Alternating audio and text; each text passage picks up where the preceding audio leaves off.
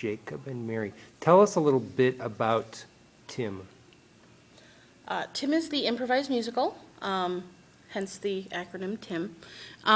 We started this about a month and a half ago in April 2011.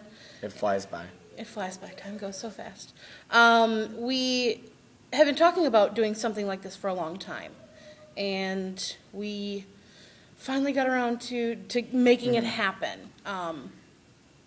It was it's sort of my brainchild because I come from theater. I come from musical theater. I was a musical theater major at UWM, and I do comedy sports. And of course I love improv and I love doing musicals, and I wasn't doing one this summer. And I had to figure out what exactly I wanted to do, and I came up with the idea of doing an improvised musical and doing more research on different groups. Baby Wants Candy in Chicago, and they have the New York one and the LA one, and seeing Second City do a bunch of different musicals. I feel like they can really use something like that in Milwaukee, because I'd never really seen anything before like that done in Milwaukee. So I think that was why this came to be. Absolutely. And with Jacob and I, there's a big love for ComedySportz. We've both been working here for a while. I've been here 5 years. He's been doing ComedySportz since 2006. Since he was in high school. Yeah. And we also both come from a strong theater background, where I've done field managing since I was 14 years old. And so we wanted to combine the two things that we love, is theater and improv.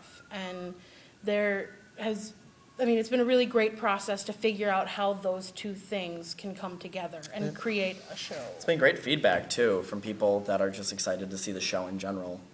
I think that the idea of an improvised musical is something that... Sorry, we're doing a scene about coughing. It's not something that a lot of people understand, or not a lot of people do.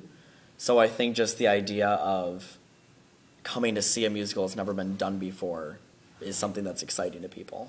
Well, I mean, musicals as a genre in general are just such big spectacle things to put on and to do, and so for us to create not only an improvised scene but a full hour-long narrative, like a story that happens beginning, middle, and end, and then is also filled with songs and a live band and 9 performers.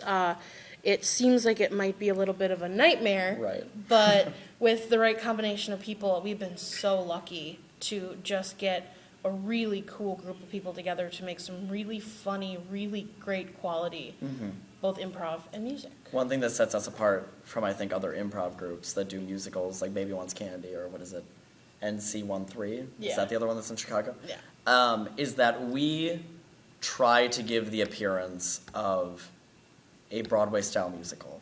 We don't want something that you're seeing that doesn't have a lightning effects, or doesn't have undertoning music, or scene changes don't go as fluid as what other people would think. But I think the idea that we do have someone in the booth at all times that has a degree in lighting, who does a great job at it, too.